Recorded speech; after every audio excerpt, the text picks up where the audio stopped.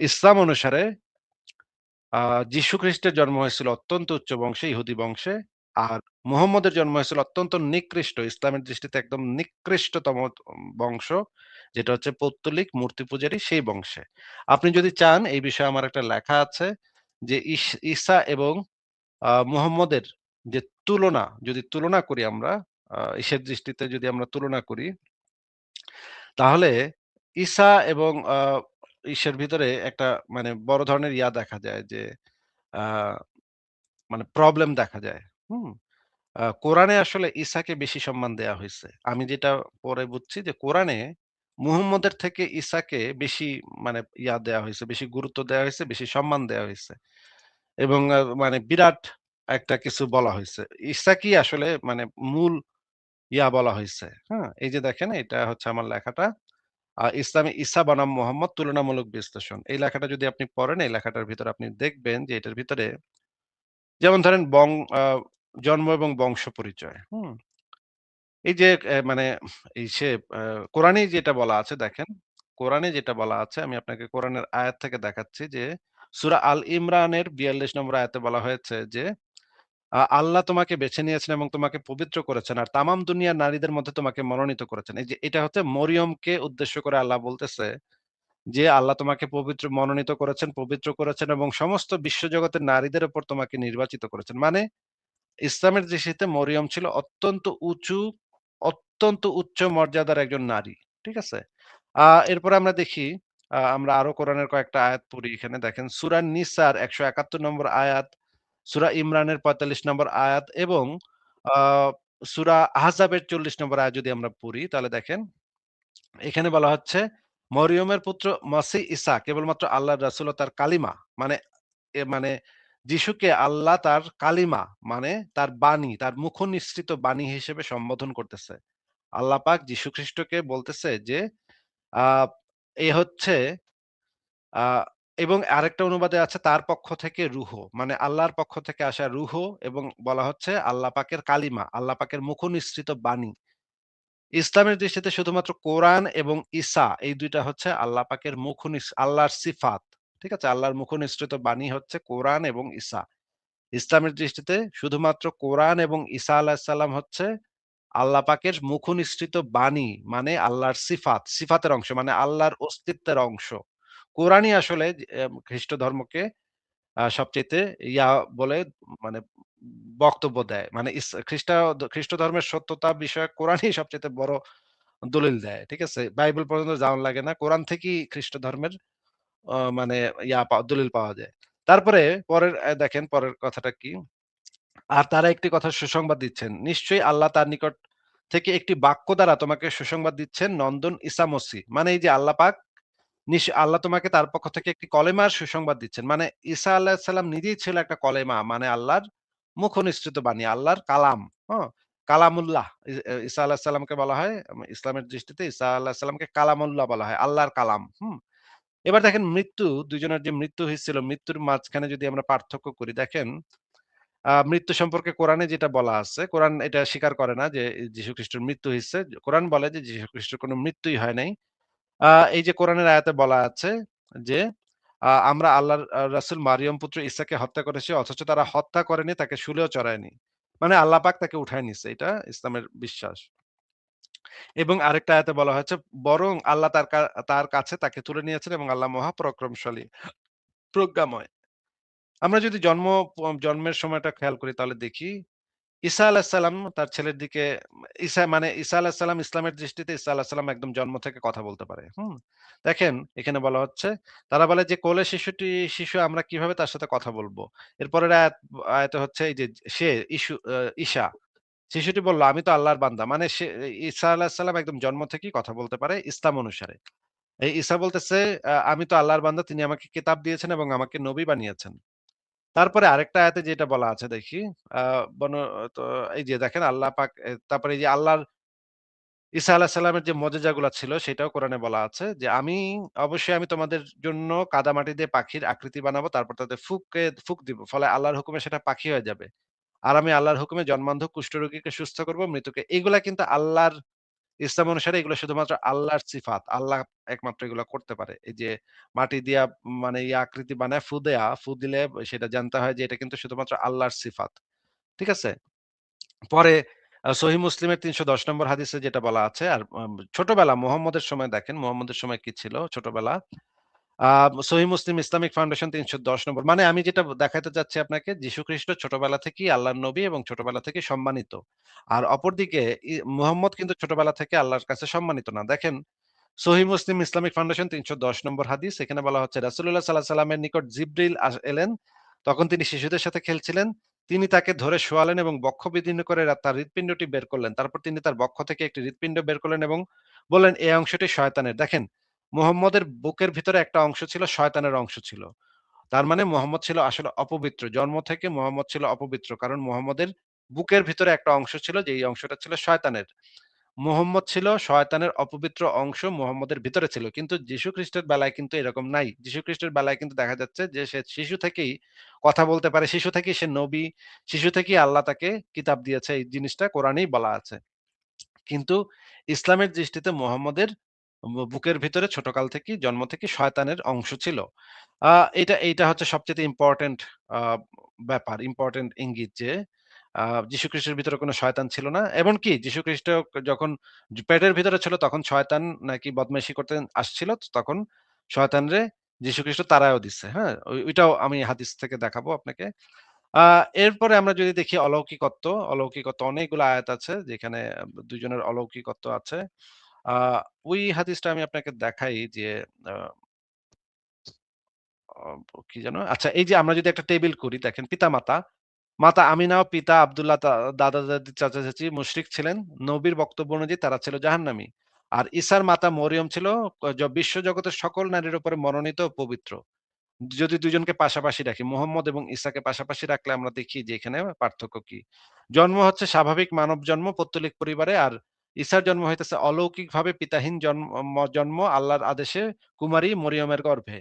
শিশু অবস্থায় শয়তানের প্রভাব। মুহাম্মদের শরীরে শয়তানের অংশ ছিল যা পরে জিব্রাইল এসে বের করে দেয়। আর এইখানে ঈসার ক্ষেত্রে ঈসা বা যিশু জন্ম থেকেই পবিত্র এবং নবী। অলৌকিকতা। লোকেরা মুজিজা চাইলে বলতেন, এই কোরআনই আমার মুজিজা।" আর অলৌকিকতা যিশুর অলৌকিকতা ছিল শিশুকাল থেকেই কথা বলতে পারত, মৃতকে জীবিত করতে পারত, অন্ধ, কুষ্ঠরোগীকে আরোগ্য দান করতে পারত, মাটির পাখিকে প্রাণ দান করতে পারত। তারপরে যদি আমরা যুদ্ধ দেখি, মোহাম্মদ এই যে বদর যুদ্ধ, উহুদ যুদ্ধ অনেক যুদ্ধ করছে। অনেক খুন খারাপি করছে। কিন্তু যিশু অপরপক্ষে কোন যুদ্ধ করে নাই। তুলনামূলকভাবে করলে মোহাম্মদের সাথে তুলনা করলে দেখা যায় মানে যিশু শান্তি এবং অহিংসার শিক্ষা দিয়ে গেছে। আ মুহাম্মদ বহুবিবাহ করছে, দাসী লাগাইছে, গনিমতের মাল নিছে, গনিমতের মালের ২০% নিজে নিচ্ছে। মোহর ছাড়া যার তার সাথে সেক্স করছে, পালিত পুত্রের স্ত্রীর সাথে মানে বিয়ে করছে। এগুলার একটাও যিশু করে নাই।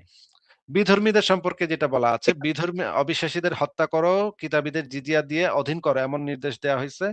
আর যীশু খ্রিস্ট বলছে কাউকে ধর্মে প্রবেশে বাধ্য করেননি। প্রকৃতপক্ষে ক্ষমা, প্রেম এবং অনুগ্রহের শিক্ষাই দিছিলেন। যেটা বাইবেলের মথির ৫:৪৪, কোরআন সূরা মরিয়মের ১৯:৩৬ এ বলা আছে। গনিমতের মাল। যুদ্ধলব্ধ গনিমত আল্লাহ রাসূলের জন্য নির্ধারিত অংশ যোদ্ধাদের মধ্যে ভাগ হতো। সূরা আনফালের ৪১ নম্বর আয়াতে যেটা বলা আছে। আর গনিমতের বা লুণ্ঠিত মাল যে সে নিছে কোথাও এরকম কোন প্রমাণ পাওয়া যায় না। যে যীশু খ্রিস্ট নেয় নাই এটা। হুম? দাস-দাসী এবং যৌন সম্পর্ক। যুদ্ধবন্দী নারীদের যৌন দাসী হিসেবে গ্রহণ বৈধ করা হয়েছে, যাদের উপর তোমাদের দক্ষিণ হস্ত অধিকারী হয়েছে। সূরা নিসা ২৪, সূরা মুমিনুনের ৫ এবং ৬। দাস প্রথা, যুদ্ধবন্দী বা যৌন দাসী, যৌন সম্পর্কের ক্ষেত্রে কোনো অনুমোদন নেই। মানব সমতা ও সংযমের শিক্ষা দিয়েছিলেন। ব্যক্তি জীবনে চর্চা না করলেও যীশুখ্রিস্ট দাসপ্রথা, যুদ্ধবন্দী রাখার পুরনো বিধানকে সমর্থন করেছেন। এটা সত্য যে সে যীশুখ্রিস্ট পুরনো বিধানকে সমর্থন করছে, কিন্তু সে নিজে দাসী-টাসী লাগাইছে এরকম কোন প্রমাণ নাই। মুরতাদের শাস্তি। যে ইসলাম ত্যাগ করবে তাকে হত্যা করে, এটা নবীর নির্দেশ। বুখারী ৬৯২২, মুসলিম ১৬৭৬। আ ধর্মত্যাগে কোন শাস্তি নেই। মানুষ স্বাধীনভাবে গ্রহণ বা বর্জন করতে পারে। যেটা হচ্ছে যোহনের ৬:৬৬ তে বলা আছে। যদিও বাইবেলের পুরনো নিয়মে মুরতাদের শাস্তির বিধান আছে, কিন্তু নতুন বিধানে আবার বলা হয়েছে ধর্মত্যাগে কোনো শাস্তি নাই। আইন এবং বিচার ব্যভিচারীকে পাথর মেরে হত্যা করছে মোহাম্মদ, নিজে হত্যা করছে। নিজে দাঁড়ায় থেকে ব্যভিচারী যারা প্রেম করছে বা ব্যভিচার করছে তাদেরকে নিজে দাঁড়ায় থেকে পাথর ছুঁড়ে নারী পুরুষকে একদম নির্মমভাবে হত্যা করছে। যেটা হচ্ছে সহিহ মুসলিমের অনেকগুলা হাদিসে আছে। সহিহ মুসলিমের ১৬৯১ পড়তে পারেন। আর যীশুখ্রিস্ট ব্যভিচারিণীকে রক্ষা করেন এই বলে যে নিরপরাধ সেই প্রথম পাথর ছুড়ুক। এটা আছে যোহনের ৮ এর ৩ থেকে ১১ তে। মৃত্যু হয়েছিল খাইবারে বিষ মিশ্রিত খাবার খাওয়ার পর দীর্ঘ যন্ত্রণায় মৃত্যু হয়েছিল মুহাম্মদের। যেটা হচ্ছে অনেকগুলো হাদিস গ্রন্থে আছে। হত্যা বা মৃত্যু হয়নি। আল্লাহ নাকি তাকে নিজের জন্য নিজের কাছে তুলে নিয়েছিলেন। যেটা সূরা নিসার ১৫৭, ৫৮ এবং সূরা আল ইমরানের মানে ৫৫ নম্বর আয়াতে বলা আছে। মৃত্যুর পূর্বে যন্ত্রণা। এই যে মানে মুহাম্মদ মৃত্যুর পূর্বে প্রবল শারীরিক যন্ত্রণা ভোগ করে, যেটা হচ্ছে সহিহ বুখারী ৪৪৪০ এ আছে। আর ঈসা আলাইহিস সালাম কোন শারীরিক যন্ত্রণা ছাড়াই আল্লাহ তাকে উত্তোলন করেন। যেটা সূরা নিসার ১৫৮ নম্বর হাদিসে আছে। মর্যাদা, মুহাম্মদকে বলা হয়েছে আল্লাহর রাসূল, আব্দুল্লাহ আ এবং খাতামুন নবিয়ান, শেষ নবী। হুম? আ সূরা আযাবের ৩৩ এর ৪০। আর ঈসাকে বলা হয়েছে কালিমাতুল্লাহ, আল্লাহর বাণী, রুহুল্লাহ, আল্লাহর পক্ষ থেকে প্রেরিত রুহু। মানে এখানেও দেখা যাচ্ছে ঈসার সম্মানটা বেশি। যেটা সূরা নিসার ১৭১ এবং সূরা আল ইমরানের ৪৫ নম্বর আয়াতে পাওয়া যায়। মৃত্যুর সময় বক্তব্য। মৃত্যুর সময় কারা কি বক্তব্য দিচ্ছে আমরা দেখি। মৃত্যুর সময় মোহাম্মদ বলছে, "আমি ইহুদি নাসারাদের আরব উপদ্বীপ থেকে বিতাড়িত করব।" আর অপরদিকে যীশু খ্রিস্ট বলছে, "হে পিতা, এদের ক্ষমা করো, কারণ এরা জানে না কি করছে। আমার ঈশ্বর, তুমি কেন আমাকে ত্যাগ করলে?" এই ২ টা কথা যীশু খ্রিস্ট মরার আগে বলছিল। এই ২ টা কথাই তুলনামূলকভাবে মানবিক কথা। এই কথার ভিতরে কোনো ভায়োলেন্স নাই, কোনো খুন-খারাবি, মারামারি, পিটাপিটি নাই। যেখানে মুহাম্মদের কথার ভিতরে সম্পূর্ণভাবে দেখা যাচ্ছে খুন-খারাবি, মারামারি, পিটাপিটি মানে মুখ্য। হ্যাঁ, ইমরান ভাই, আমি আপনাকে মোটামুটি দেখাইলাম। আপনি দরকার হলে এই লেখাটা পড়ে নিতে পারেন। এই লেখাটার ভিতরে আরো বিস্তারিতভাবে আছে। বলেন তাহলে। জি ভাই, আমার মানে মূল যেটা বলা মানে যেরকম হযরত মুহাম্মদ তার সৈন্যদের নিয়ে লড়াই করে মানে ধর্মটা তৈরি করছে। কিন্তু যীশু খ্রিস্ট তো ধরেন এই ধরনের লড়াই করেনি এবং সে যখন মারা যাবে, ক্রুশবিদ্ধ হবে, তখন নাকি তার যারা শিষ্য ছিল তারা কেউই মানে ভয়তে জীবন দেননি। কিন্তু মানে যীশু খ্রিস্টের কথা অনুযায়ী যে তিনি ৩ দিন পরে জীবিত হবেন। তো তিনি নাকি ৩ দিন পরে জীবিত হইছে সেটা শিষ্যরা দেখছে। তারপরে সেটা বিশ্বাস করে এবং সেটা সত্য দেখে তারপরে যীশু খ্রিস্টের ক্রুশবিদ্ধের পর থেকেই মানে ৩ দিন পর থেকেই তারা নিজেদের জীবন দেওয়া শুরু করছে। যদি সে মানে পুনরায় জীবিত না হয় তাহলে তার যে শিষ্য ছিল তারা কেন পরে জীবন দিল? এটা হচ্ছে আমার কথা এবং ধর্মটা কিভাবে তৈরি করলো তাহলে? এটা তো কোনো প্রমাণ নাই। এটা তো প্রমাণ করতে হবে তো। ৩ দিন পরে যে যিশু আবার জীবিত হইছে এটা তো প্রমাণ করতে হবে। এটা তো মুখের কথা বললেই তো হবে না। তাই না? না, আমি যেটা বলতেছি যে ১ম এ তো তারা কেউ জীবন দিল না তার শিষ্যরা। কিন্তু পরে কেন জীবন দিল? মানে পুরা কাহিনীটাই তো হচ্ছে মানে তৈরি করা কাহিনী। এটার পুরা কাহিনীরই তো কোনো প্রমাণ নাই। কোনো অথেন্টিক রোমানরা তো তাদের এই জিনিসগুলা লিখে রাখতো যে কাকে আজকে মারা হইতেছে। রোমানদের একটা ভালো গুণ হইতেছে রোমানদের ডকুমেন্টেশন খুব ভালো ছিল। রোমানরা সব মানুষ সবকিছু লিখে রাখতো। কাগজে লিখে রাখতো যে কোন জায়গায় কবে কারে মারতাছে, কবে কোন জায়গায় বিদ্রোহ হইছে, কি না কি হইছে।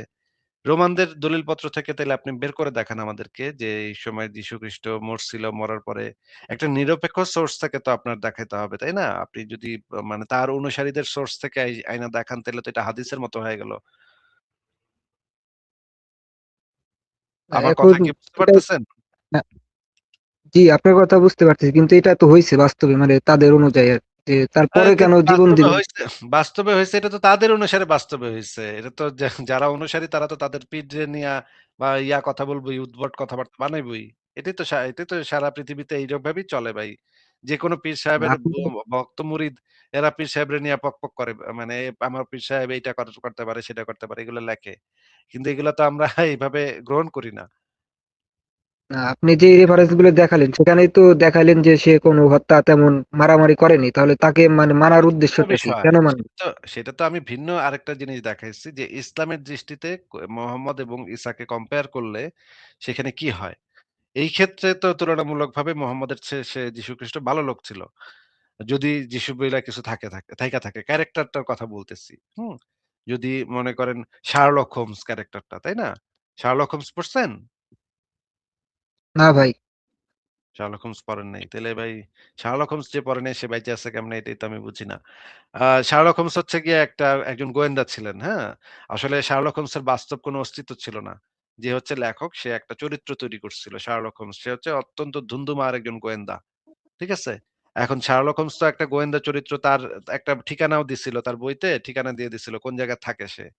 এখন ওই যে যখন শার্লক হোমস গোয়েন্দা চরিত্র গল্পটা অনেক পপুলার হয়ে গেল তখন মানুষজন ওইখানে গিয়ে ভিড় করতো ওই বাড়ির গেটের সামনে যে ঠিকানা দেয়া আছে সেখানে গিয়ে ভিড় করতো। খুঁজতে যাইতো যে শার্লক হোমস কোথায় এখানে আছে নাকি। আসলে তো শার্লক হোমস হচ্ছে একটা ক্যারেক্টার বিল্ড আপ করছে। এমনভাবে বিল্ড আপ করছে লেখক যেটা পড়লে সবাই ভাবছে যে এটা আসলে বাস্তব সত্য কথা। এরকমের অসংখ্য ক্যারেক্টার সাহিত্যিকরা বা সাহিত্যিক বা একজন সাহিত্যিক বা অনেক সাহিত্যিক মিলা অনেক ক্যারেক্টার ইতিহাসে বিভিন্ন রাজনৈতিক এবং অর্থনৈতিক কারণে তৈরি করা হয়েছে। এই ক্যারেক্টার গুলা পেছনে হয়তো কোনো একজন মানুষ হালকা পাতলা ছিল কিন্তু পরবর্তী সময়ে রাজনৈতিক এবং অন্যান্য কারণে ধর্মীয় কারণে সেইগুলোর উপরে নানা ধরনের মাহাত্ম্য আরোপ করা হয় এবং মাহাত্ম্য আরোপ করে তাকে বিভিন্ন ধরনের দেয়া হয়। বৈশিষ্ট্য দান করা হয়। বৈশিষ্ট্য দান করে পরবর্তীতে যেন শাসন ক্ষমতা আ শক্তিশালী করা যায়। শাসন ক্ষমতা যেন আ মানে হচ্ছে জনগণকে যেন নিয়ন্ত্রণ করা যায়, সেইজন্য এই ধরনের রাজনৈতিক কাজগুলা ইতিহাসে বহুবার ঘটছে। আপনার কথা শুনে যেটা মনে হচ্ছে আপনি শার্লক হোমসই পড়েননি। তার মানে আপনি বইপত্র খুব একটা পড়েন না বলে মনে হচ্ছে। ইমরান ভাই আপনি তাহলে আরো বইপত্র পড়েন। আরো জি মানে ভাই, বিভিন্ন কিন্তু ধরনের বইপত্র পড়া শুরু করেন। ঠিক আছে? জি আপনার ভাই, কিন্তু ভাই যদি তার মানে শিষ্যরা জীবন না দিত তাহলে তার ধর্মটা প্রতিষ্ঠিত হতো না। জীবন দিছে বিধায় তো প্রতিষ্ঠিত হইছে। ভাই জীবন দিলে ধর্ম প্রতিষ্ঠিত হয়, জীবন না দিলে ধর্ম প্রতিষ্ঠিত হয় না। ঈশ্বর যদি এতই ক্ষমতাবান হয় তাহলে তো সে তার পোলার ধর্মরে মানে প্রতিষ্ঠা করে এমনি জীবন দেয়া ছাড়াই প্রতিষ্ঠা করতে পারে। হ্যাঁ? তার তো ক্ষমতার তো কোনো শেষ নেই। তাহলে জীবন দিয়া মানে ধর্ম প্রতিষ্ঠা করতে হইব কেন? তার এত পাকনা, এত মানে ঈশ্বর যদি এতই বড় পাকনা হয়, তাইলে তো সে মানে জীবন লাগে কেন? সে তো না, ইচ্ছা করলেই আ সেই ধর্মটা প্রতিষ্ঠিত হয়ে যায়। আপনি বললেন যে মানে প্রমাণ নাই, তাই বলতেছিলাম যে যদি জীবন না দেয় তাহলে তার প্রতিষ্ঠিত হতো না পরে। জীবন দিয়ে তো জীবন তারা দেয়াটা তো জীবন দেয়াটা তো কোনো ধর্মের সত্যতার প্রমাণ না ভাই। পৃথিবীতে যতগুলা ধর্ম এই পর্যন্ত আসছে সবগুলাতেই কিছু না কিছু মানুষ জীবন দিচ্ছে। তা থেকে তো এই জিনিসটা প্রমাণ হয় না যে ওই জীবন দিলেই এই যেমন ধরেন জুলাই আন্দোলনে অনেকে জীবন দিচ্ছে। জুলাই আন্দোলনে জীবন দিলেই তো সেটা জুলাই আন্দোলনটা সঠিক আন্দোলন এটা প্রমাণ হয় না। সেটা প্রমাণ করতে হইলে জীবন দেয়াটা কোনো প্রমাণ না যে এই আন্দোলনটা সঠিক ছিল। ঠিক আছে? পৃথিবীতে বহু আন্দোলন হইছে, অনেক ভালো আন্দোলন হইছে, আবার অনেক খারাপ আন্দোলনও হইছে। ২ ধরনের আন্দোলনেই বহু মানুষ জীবন দিছে। কিন্তু জীবন দেয়াটা ওই জিনিসটার সত্যতার সপক্ষে কোনো প্রমাণ হইতে পারে না।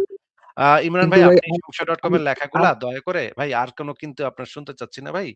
আপনাকে তাহলে আজকে আমরা বিদায় জানাই। কারণ আপনার যে পড়ালেখা যেটা আমি বুঝলাম সেটা হচ্ছে আপনি একদমই হয়তো স্কুল-টুল পাস করছেন এরকম মনে হচ্ছে আপনার কথাবার্তা শুনে।